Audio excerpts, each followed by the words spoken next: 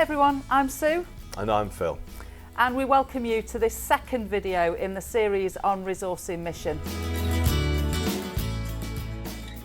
In this film we're going to be looking at the history of Christian mission and what mission looks like in the present context.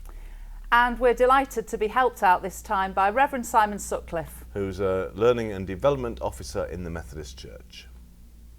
So really, just over to Simon. Hi, my name's Simon Sutcliffe and I'm a Learning and Development Officer in the Northwestern Man region of the Learning Network.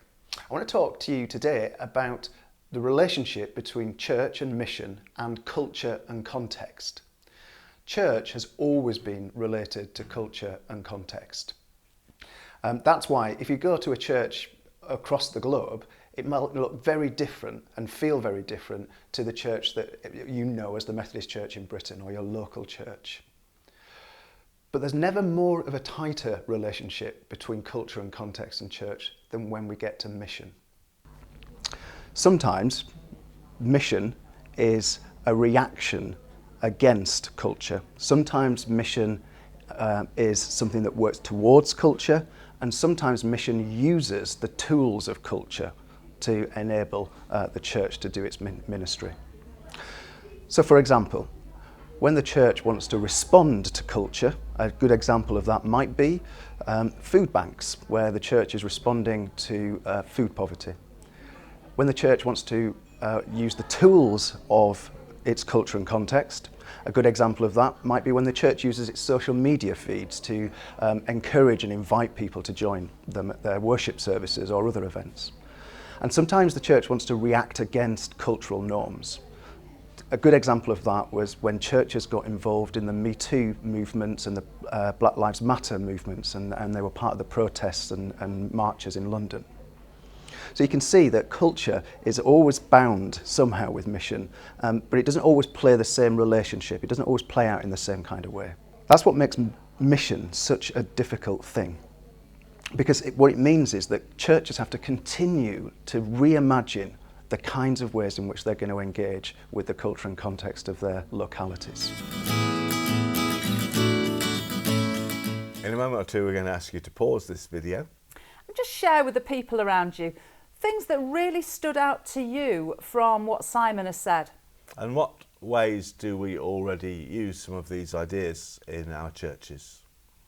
So pause the video and enjoy your conversations.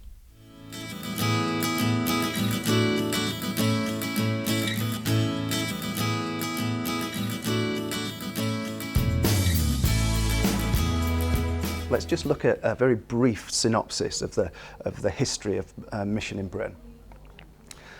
Right in the early days, so in the late 1800s, early part of the 1900s, mission was primarily seen as something that was done to. Mission was somewhere else. It was the church was here and they would go somewhere else. And nearly always in those early times, it was in the countries of the African continent or the Asian continents. And mission was directly related to church expansion. And there was a sense in which, in those days, that we had Jesus, we had God, and we were taking Jesus and God to a place where Jesus and God weren't. Then we had the horrors of the two world wars. And clearly during that time, the churches were doing what the rest of the country was doing, and meeting at the point of need, serving where it could to help people in tragic circumstances. After the Second World War, the church joined the rest of the nation in helping to rebuild this country. So you can see that in the church's involvement in things like helping to form the NHS and the welfare state system. Churches were quite keen to be involved in those things. Then we kind of moved from the late end of 40s, so from 1947 was one of the first ones, and it lasted about 50 years, did this next model of evangelism. I call it event evangelism. And the best example, the first one was in 1947, is the Billy Graham Crusades. Events, what they do, what essentially churches do, is they organise an event, and then they invite non-churchgoers to come to it, and the hope is that you will that people will be converted and they will add to the numbers of the church. The 80s and 90s were a bit of a a bit of a dull season for the mission of the church in this country, partly because we began to learn of some of the horrors that we'd created in earlier mission forms. One of the most obvious ones was the colonising and colonialism that came with the missionary activities in Africa and Asia. Some of it was to do with that. Some of it was to do with that we were trying out methods of evangelism that just weren't appropriate to their time.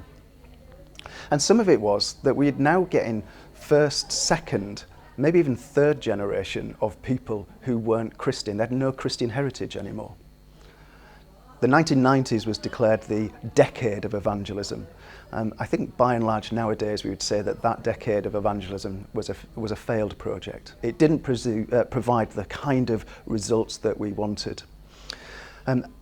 And instead of creating the kind of event evangelism and other things, another kind of small movement emerged just around those 2 decades really of the 80s and 90s, the house church movement, where people started to leave mainstream churches and they would start having churches in their living rooms. And instead of inviting people to worship spaces, what they would do is invite people to their living rooms, and they would do church in their living rooms.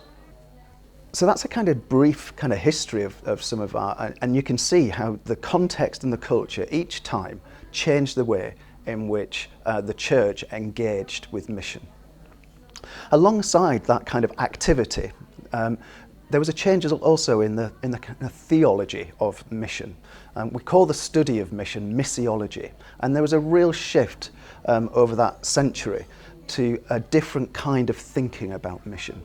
So remember I said earlier that when we were missioning to Africa and Asia, we thought that we were taking Jesus and God with us to those places, and the primary purpose of that mission was to expand the church.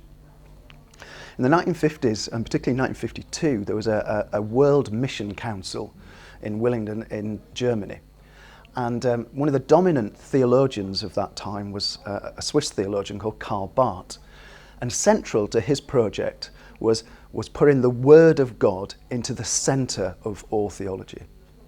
The consequences for missiology was that the church began to realise that it wasn't the church that had a mission, it was God that had a mission. We called it, or it got named, the Missio Dei, the mission of God.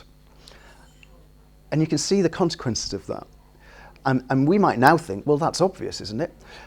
But before then, it was the church that had a mission, and the mission of the church was primarily to grow. After that, we started to use other phrases and sentences. So you might have well heard some people saying, we see God at work in our communities and we join in. That is a relatively new idea in mission for the church, only 60 or 70 years old in that sense. So you can see how the theology shifted, that this is now God has a mission and the church gets to join in God's mission, God in the world. So let's return to this century. In the early part of this century, the first decade really, the noughties we sometimes call it, it was dominated by the Fresh Expressions movement. The Fresh Expressions movement was an ecumenical movement. It was started by the Church of England, but soon Methodist, URC, Baptist, Salvation Army, lots of other churches joined it. And the Fresh Expressions movement was primarily based on a missiological principle called the homogeneous unit principle. A guy called Donald McGavran thought this through. He'd done a lot of work in India, missionary work in India, and he came up with this idea. Essentially, the homogeneous unit principle says this: people come to faith the fewer cultural boundaries that they have to cross. People come to faith the fewer cultural boundaries they have to cross. You can see here, behind me, there's a sign called Sofa Church. And that's because this room was once used for a church with lots of sofas. And you can see what they're trying to do. Let's create a church experience that feels a lot like our living room experience, our home experience. What that did essentially for Fresh Expressions was it meant that they created lots of new experiences of church that were trying to locate themselves in very particular and specific cultural groups. So you suddenly had a flourishing of surfer churches and skater churches and goth churches. And this transferred itself into the in traditional churches, in heritage churches. So it wouldn't be unusual for us to see on a church plan, circuit plan, or a church notice board, messy church or cafe church. All of them are trying to do the same thing. They're trying to make worship, church, as culturally relevant as possible. Fresh Expressions also did another thing. There was a renewed emphasis on service, serving communities, serving others. And that mirrored a new zeal and passion for service and a commitment to serving communities in the inherited church, in the more established churches. In the last decade in particular, in the last kind of 10 years, something else has emerged for us in our churches. And I call it the kind of program model of church. See, what happened was, despite all these things that were good, really good things that were happening, our churches were still declining in numbers. And that declining in numbers is a declining of all resources. It's not just people, it's also that we lose resources in finance, and we lose resources in other things. And so the church nationally, of nearly all the denominations in Britain, really concentrated on and put renewed efforts into evangelism and mission. In our own Methodist church, we have the evangelism and growth team. And along with that, and this is where the programs come, we design courses and we run resources. And part of my job as a learning and network development officer, part of my job is to provide those resources for the church, to help them be better at the mission and the ministry that they do. And that's kind of where we've got to now. Time to pause the video again in a moment or two, but I was interested to see how mission has changed over all those years at Simon's. Yeah, definitely, yeah. And I think even in our lifetime, there's been huge changes in the way that the church is engaged in mission. And I think sometimes those changes can affect us in a really good way, positive way. And sometimes the way that the church has done mission can actually have a really negative effect. Yeah, there's many times I've wanted to not get involved because it just doesn't feel right. Yeah, I think that those experiences of mission, good or bad, affect the way we think about what we should be doing now in mission. Definitely, yeah. So over to you. What do you think? How has mission changed and shaped how you think about mission now? Yeah, have a chat amongst yourselves.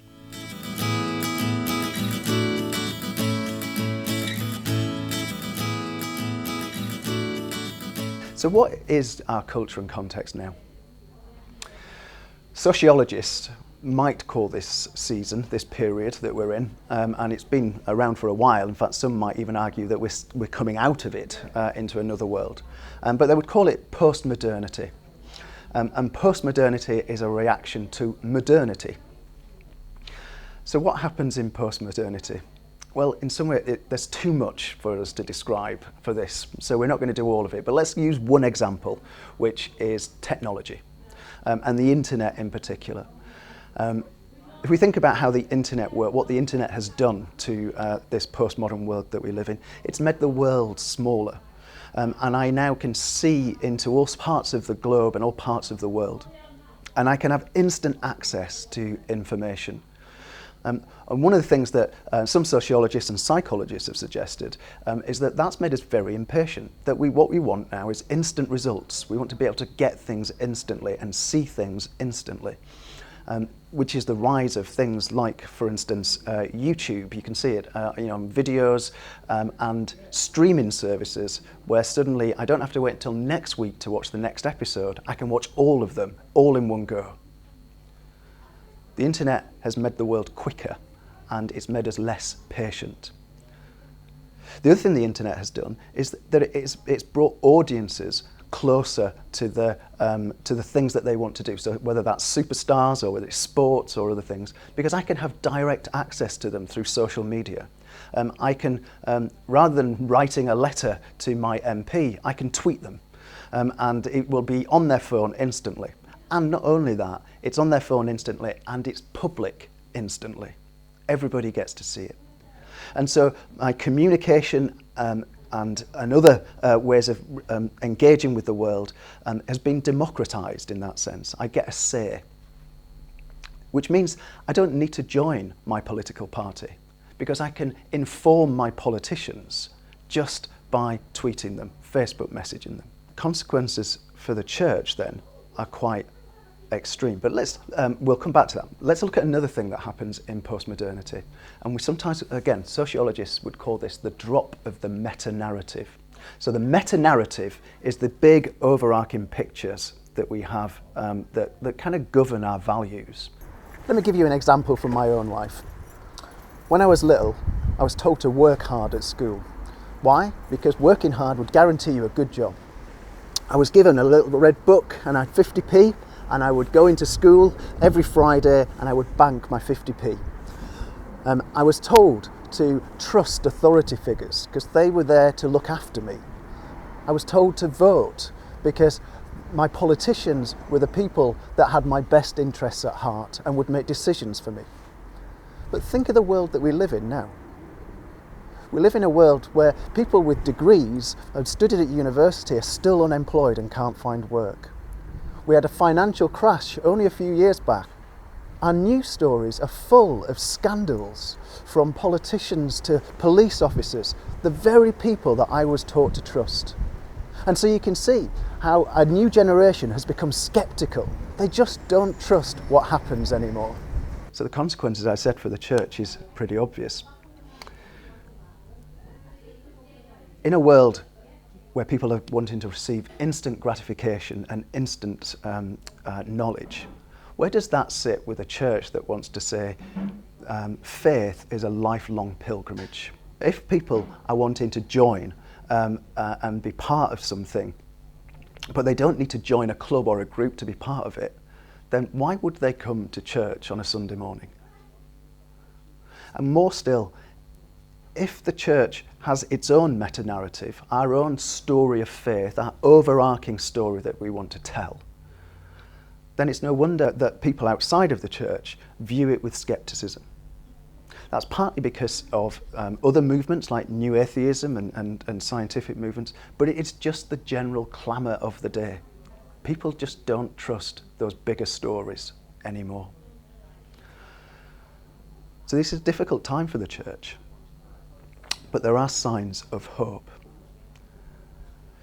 After all, if we believe that God's mission is what God's mission is, in other words, this is what God is at work in the world and the church joins in, if we believe that, then we believe that God is at work in the world.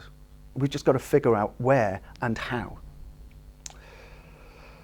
So how does the church engage with mission in this context? Remember I said, mission is always bound by culture and context right at the beginning, which means I can't tell you about your church. You are going to have to read your culture and your context.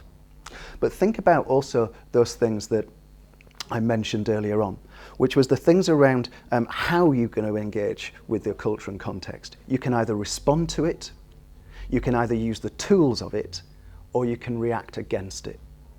All three are valuable ways in which the church can act in mission. But there's one other thing I just want to say. I said before, the church is shrinking and we're getting smaller, which means we don't have the resources that we need, which means that we can't do everything. And I wonder if this is what God's been up to for a while in the church. I'm always moved by the story of Luke 10. So Luke 10 is the story where Jesus sends out 70 or 72, depending on the Greek, disciples out into the world. And he sends them out and he gives them some instructions. First of all, he tells them not to take anything with them. So no food, no sandals, no spares jacket. So when they go into wherever they're going, to the villages they're going into, they become utterly dependent on the places that they're going to. He then says, knock on a door, say, peace be with you, and if your peace is returned to you, stay there. If your peace is returned to you, stay there. I think what Jesus reminding his disciples to do in that story is to find the people who get you. Find the people you can work with. Find partners, those that you don't have to convince too hard to get alongside you and work with you on a particular project. So one of the things that I always urge churches to do is to think early on about who else is a partner for us. It might be a head teacher, it might be the lollipop person, it might be the baker, it might be the police, it might be a youth service or another charity that's that wants to work in a similar area to where you might want to be working. So here are some of the guiding questions that you might want to consider when you're thinking about mission and ministry in your local context. First of all, what is your local context? What are some of the conversations that happen? What are some of the things that people talk about? What are their concerns in your local community?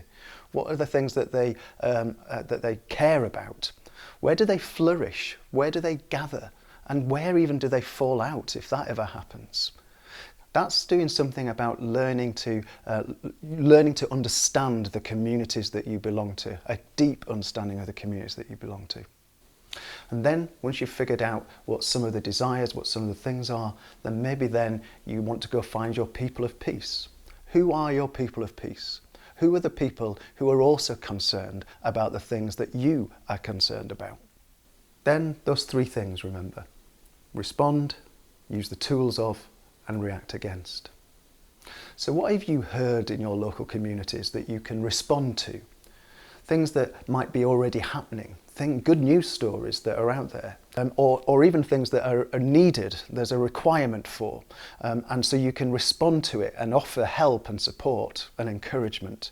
One way you might want to think about it is, how can we bless this community? Then there's the tools of your context. What already happens in your community? What other tools do they already use? Do they use social media? Is there a group Facebook page for your community? Is there spaces that they have online? But also, where do they gather? Are there pubs and schools and other spaces where people get together that you can find yourself there also? And then finally, you react against the context and the culture. Where could you imagine if Jesus was there physically in person, would he be turning the tables? Where would he be angry? Where is there injustice? Where is there things that you feel don't quite sit with kingdom values? Essentially what you're trying to do with these questions is ask, what is our community like? We sometimes call it deep listening. So you're deeply listening to your communities. And then you form all these other questions, and many like it, around them, to help you work out, how are we going to respond to the culture and the context that we find ourselves in? A culture and context that's unique to your town, village, city. Wow, lots in there. Loads to think about from that section. Yeah, so I think what we'll do is we'll put Simon's questions up again for you. Mm-hmm. And maybe you've got your own questions as you're thinking about your own context and your own community. So get together in your group and talk about mission in your context. And we'll say goodbye, because this is we're at the end now. So there'll be another film to follow this one to help us dig more deeply into what we might actually do in terms of mission. But until now, enjoy your explorations, and we'll see you again.